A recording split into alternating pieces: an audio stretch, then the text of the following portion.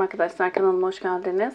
Bugün sizinle beraber aklınızdaki kişi bugün hayatında neler yaşıyor ve siz neler yaşayabilirsiniz bunlara bakacağız. İlahi Güç'ten en net bilgileri alarak aktarabilmek için niyetimi alıyorum. Enerjiye dahil olmak için kanalıma abone olmanız ve bu videoyu beğenmeniz yeterli olacak. Hemen başlayalım. Öncelikle aklınızdaki kişi bugün hayatında neler yaşayabilir? Aktif enerjiler neler? Bunlara bakalım.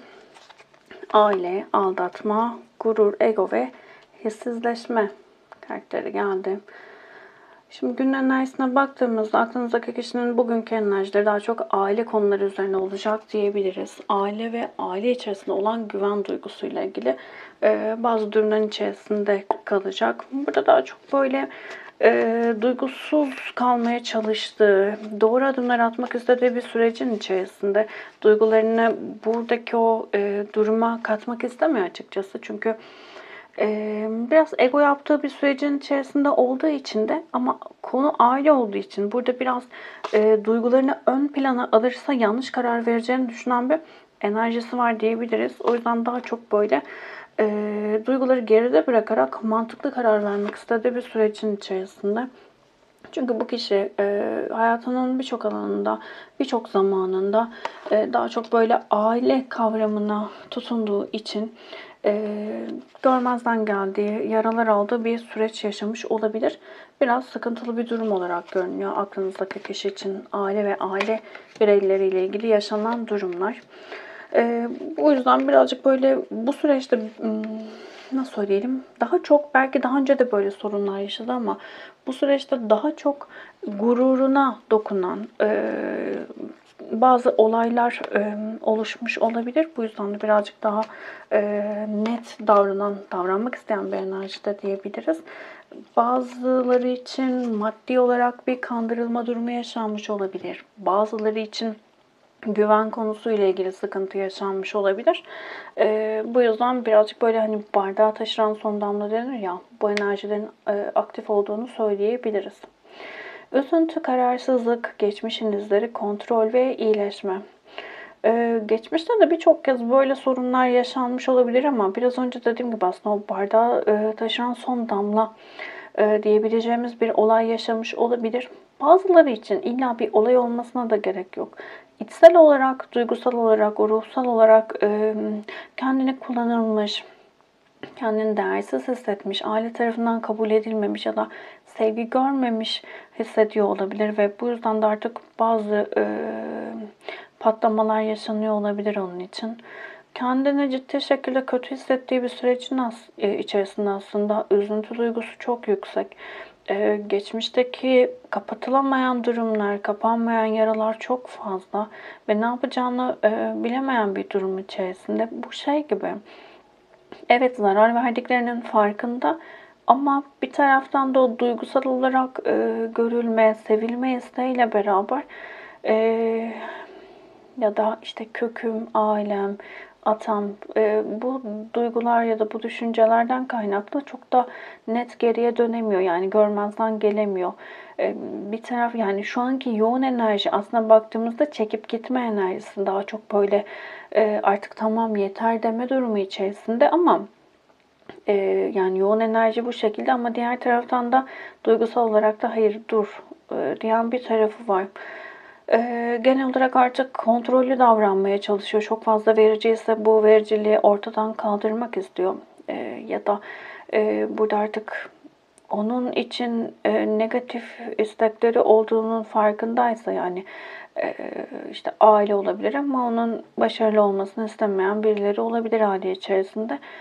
Onları mutlu etmek istemiyor. Yani üzüntülü, mutsuz olduğunu göstermek istemeyen, daha çok o ipleri kendi eline almak isteyen bir enerjisi var diyebiliriz. Ama en net bir şekilde söyleyebileceğimiz derinde bir iyileşme isteği içerisinde olan bir aklınızdaki kişi var. Kendini sevilmiyor, hissediyor diyebiliriz aklınızdaki kişi için. Şimdi genel enerjiler bu şekilde ama ayrıntılı olarak bakalım bugün hayatında, iş hayatında, sizinle ilgili konularda ve aile geldi ama yine aile ve sosyal çevreyle ilgili neler olabilir bunlara bakalım. İş hayatında biraz duran bir sürecin içerisinde olabilir aklınızdaki kişi. Bazı sorunlar olabilir. Bunları çözmek istediği bir sürecin içerisinde olabilir ama daha çok böyle kendini geriye çekti. Neyin ne olduğunu anlamaya çalıştığı bir süreç içerisinde diyebiliriz iş hayatıyla ilgili. Daha çok anlamaya çalıştığı bir durum var ve aslında çözüm odaklı, çözülmesini istediği bir sürecin içerisinde. Ama bu çözümün çok böyle harekete geçmeyle gerçekleşebileceğine inanmıyor. Yani burada bir şeyler evet değişiyor, dönüşüyor.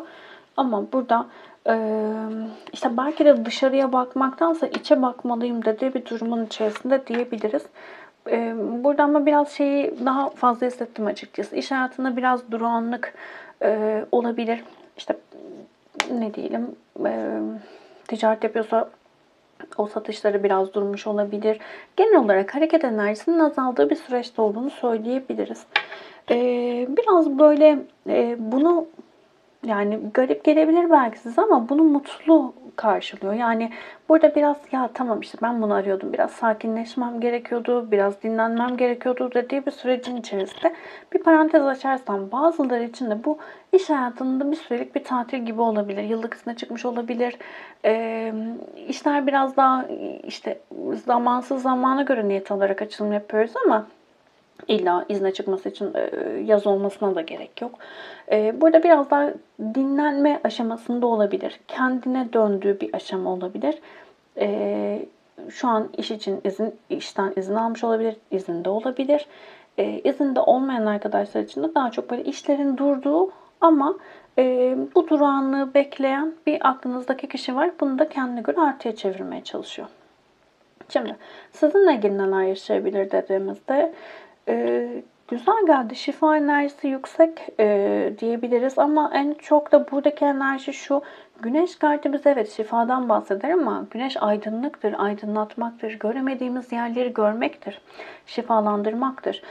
Çünkü balık ve süpürge kartıyla beraber geldiği için şimdi süpürge kartı arınmaktır, köklü bir temizlik yapmaktır, bize hizmet etmeyen enerjilerden kurtulmaktır.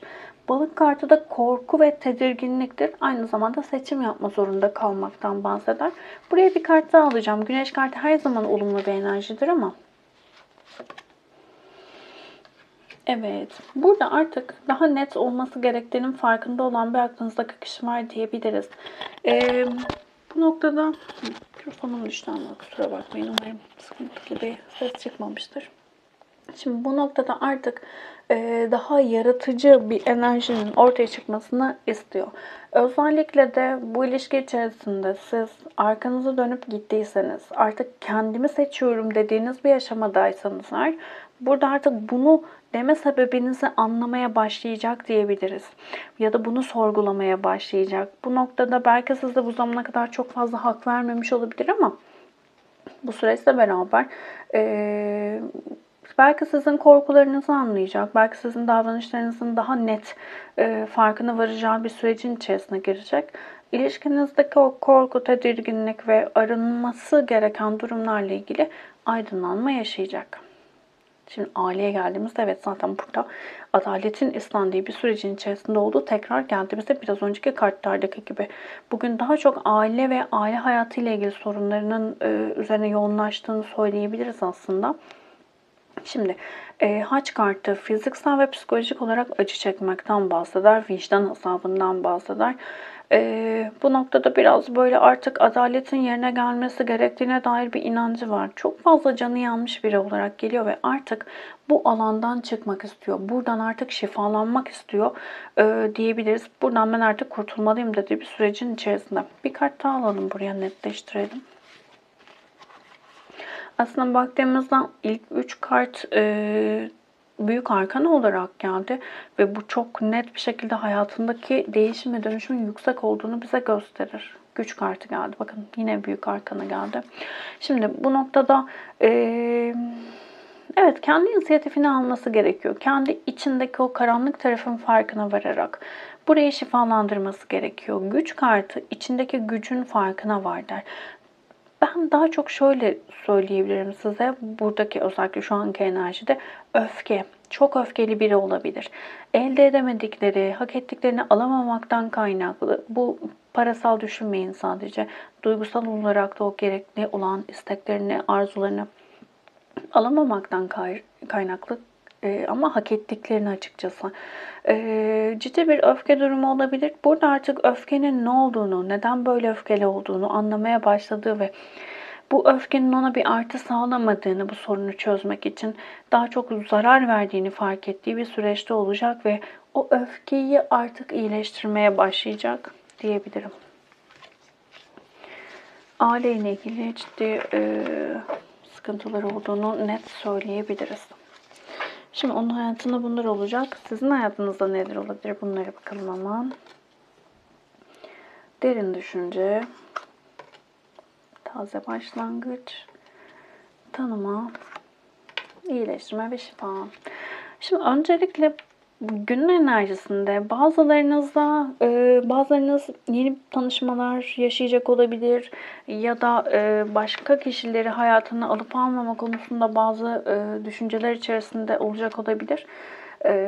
Ki burada bir kişi size adım atacak olabilir. Bunun yanı sıra bazılarınızda böyle bir adım olmasa bile hayatıma yeni birini almalı mıyım diye düşündüğünüz bir sürecin içerisinde olacak olabilirsiniz. Bu düşünce sizde bugün aktif olacak olabilir. Artık yeni bir başlangıç yapmak istiyorsunuz. Tazelenmek istiyorsunuz. Ruhunuzun artık şifa bulmasını istediğiniz bir sürecin içerisindesiniz ve uzun süredir ikili ilişkilerle ilgili yıpranmış olabilirsiniz. Burada artık bir şeylerin değiştirilip dönüştürülmesi adına ciddi bir isteğin olduğunu söyleyebiliriz. Şimdi baskın, sıradanlık, nedamet, salıverme ve çaresizlik.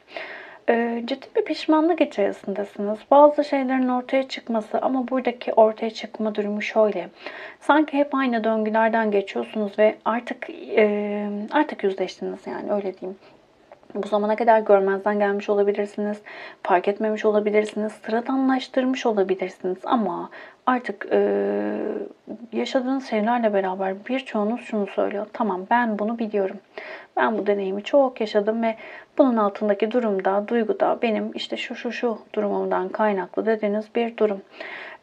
Ve geçmişten beri yani sürekli bunun içerisinde olmaktan dolayı pişmanlık ve üzüntü içerisinde olacaksınız diyebiliriz.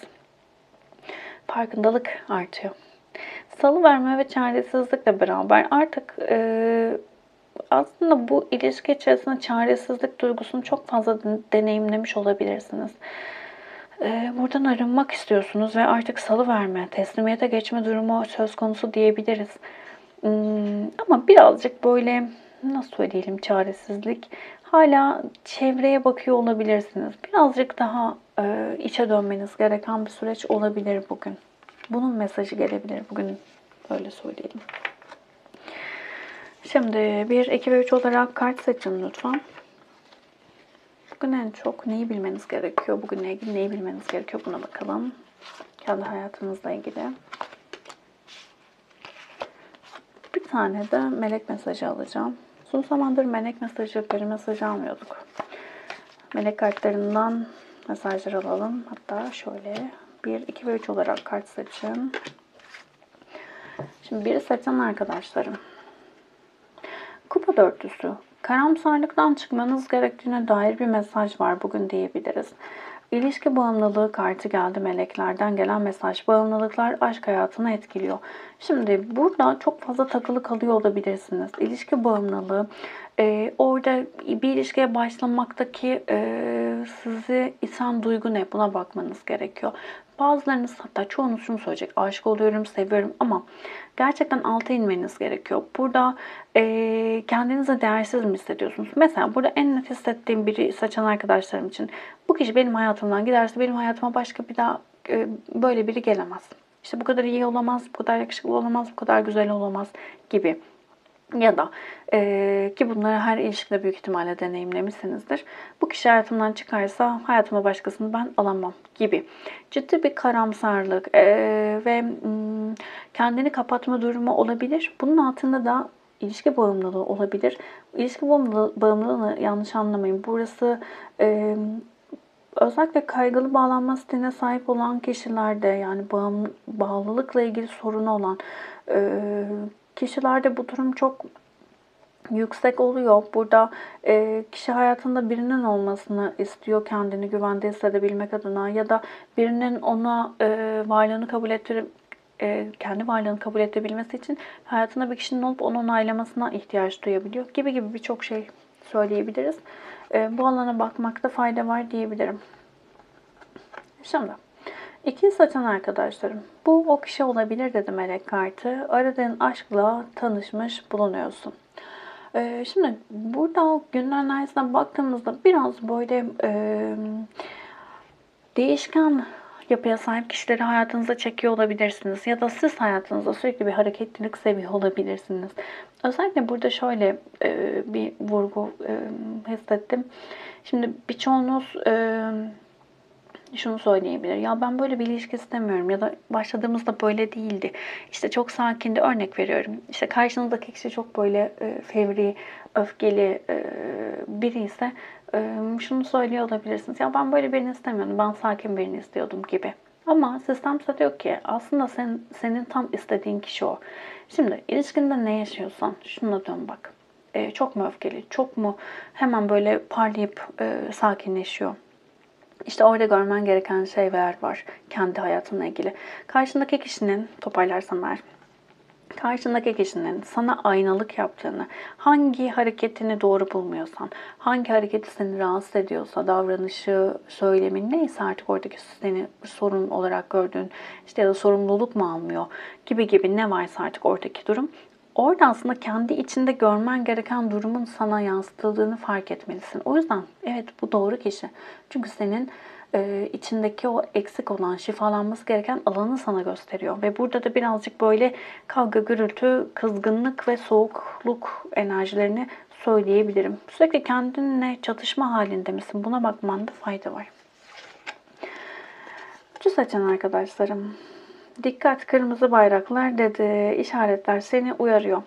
Üçü seçen arkadaşlarım, çok net şunu söyleyebilirim. Hayatınızın direksiyonuna geçmeniz gereken bir sürecin içerisindesiniz. Artık uyanmanız gerekiyor. Artık sistemin size gösterdiği mesajları görmeniz, bilinçaltınızdaki o karanlık ve aydınlık tarafları fark edip sizin onlar tarafından yönetilmemeniz, sizin artık onları yönetmenize dair bir mesaj var diyebiliriz.